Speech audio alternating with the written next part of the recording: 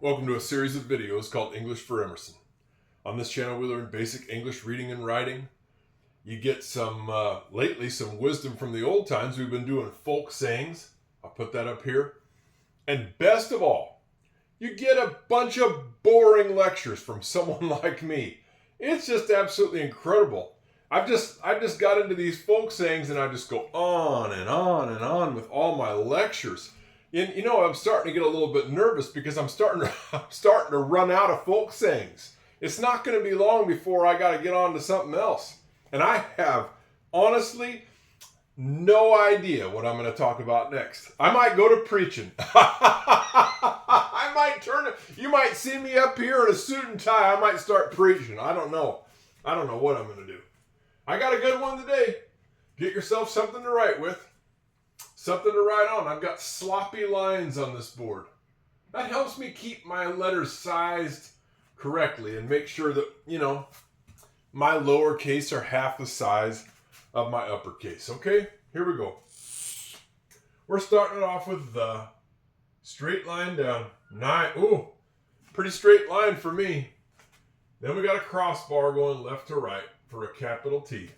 When we make letters, we generally speaking work our way down and from the left to the right. We come down, left to the right. That's generally how things go. Not all the time, but generally. See on my H, I go down, and then I'm going left to right and down. The grass. Grass starts with a G, which begins like a lowercase c. Then we go down. Grass.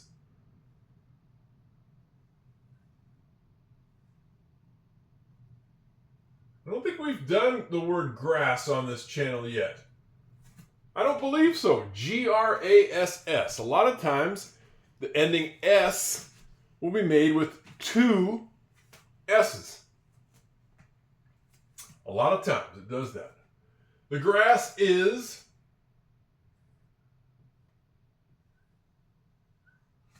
Well, now look at this. My ending that sounds like an S, grass, is made with two S's. Now I got another ending here on is. That's a different sound. It's a Z. Grass is. It's a different sound. This is more of a Z sound, but it's still made by an S. I've been telling you about that in almost every lesson. This ending of a Z sound is often made by the S, actually most of the time. The grass is greener. Another G.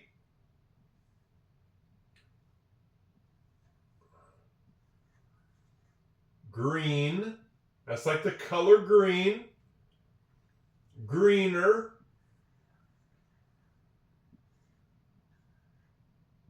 We've talked about this.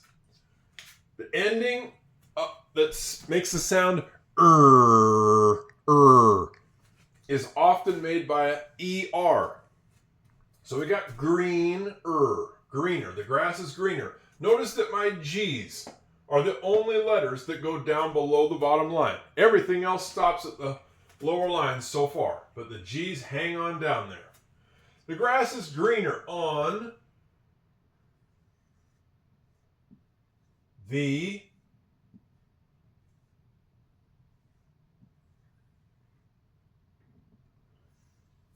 or on the. The grass is greener on the other.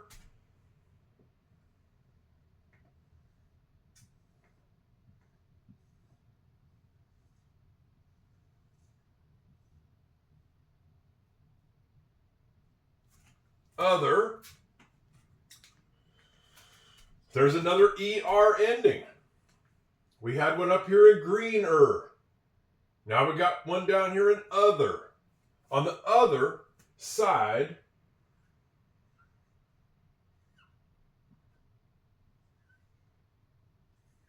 that's not a very good D. Not a very good D. That's not a good one. Oh well. Free channel. On the other side of I'm going down into no man's land down here on the bottom. Here we go. Oh boy, here we go. I just love it down here. The fence.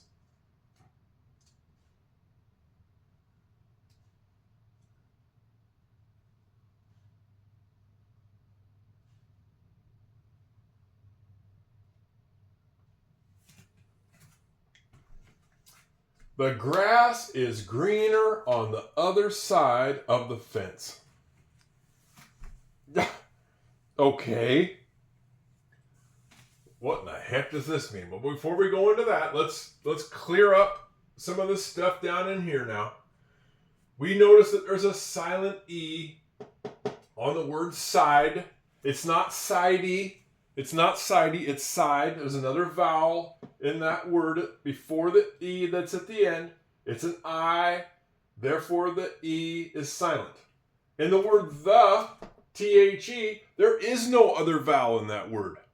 Therefore the E at the end of that word does make a sound. It makes the. We got another one down here in fence, F-E-N-C-E. That's a silent E. It's not fancy. It's not fancy. It's fence. There's another vowel. There's another E in that word before the E that's at the end. Therefore, the E at the end is silent. We talk about it in every lesson, and I'm not going to quit until, Emerson, if you want me to quit talking about the silent E, send me a video. I say, Pappy, enough with the silent E.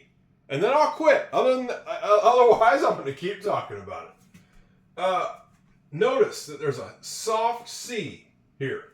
It makes the sound fence. Fence. That's a soft C, okay? The grass is greener on the other side of the fence.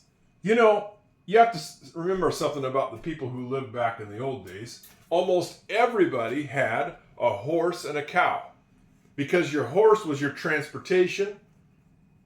The same now that most people have a car or a bicycle. They have to get places, or a scooter. Well, they had a horse back then. That's how they got places. And they also had a cow because that's how they got milk. And milk was important because not only did you have milk, but you used it to make butter and you used it to make cheese and yogurt. Also, you used the milk to not only feed the family, but oftentimes you used it to feed the pigs. Do you follow me? And also you could use the milk to feed the dog and the cat. Do you follow me on this? You had to, you survived in a lot of ways by keeping animals back in the old times. That was your transportation and your food. Oh, you had chickens too. You had to keep, well, you know, the big thing about it, all these animals, these horses, cows, pigs, chickens, ducks. Well, you had to keep them contained. You had to keep them inside a fence. Otherwise, they'd just run off. And that was your life depended on it. So if they just ran off, you were in trouble, big trouble. So a lot of the time of the old folks went into their fences. And they didn't have the easy way to make fences that we have today because you couldn't just go down to the store, Home Depot, or Lowe's and get the boards and the nails and the wire that you needed to make the fence.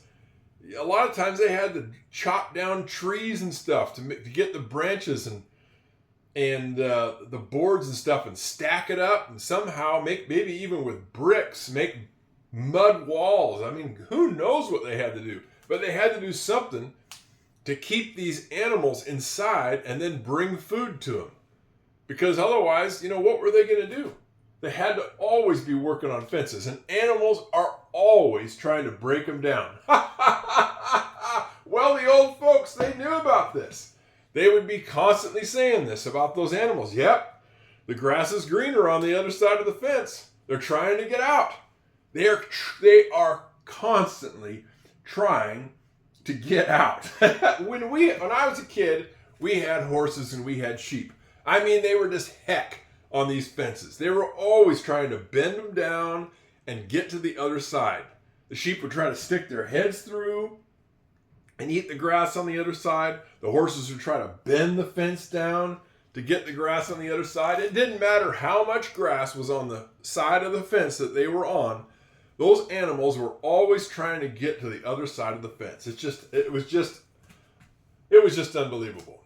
Me and my dad, Grandpa Chuck, when we had this place, that was one of the first things that we did was we built the fence around the pasture. I'll never forget it. We didn't know how to build a fence, so he had to research it. And of course, you couldn't research things on YouTube back then. There was no YouTube. There was no internet. There was no Google.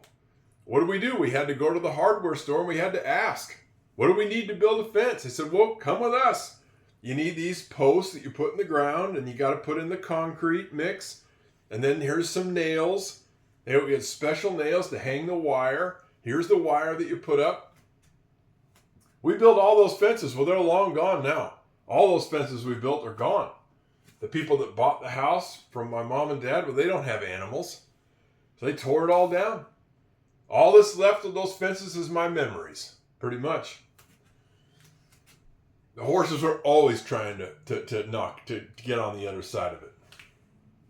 Eventually, we had to put up an electrical wire on the fence, on the top of it, because the horses kept trying to bend the wire down. We had to put an electrical wire that would zap them if they touched it. And that was the only way to keep the horses from trying to get through that fence, was to put an electrical wire on it.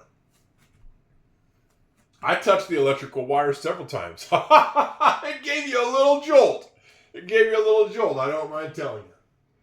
You know, this is a saying that the old timers are saying about their animals all the time, but it's true of all of life. And I've had issues with this. Everything always seems to look better someplace else.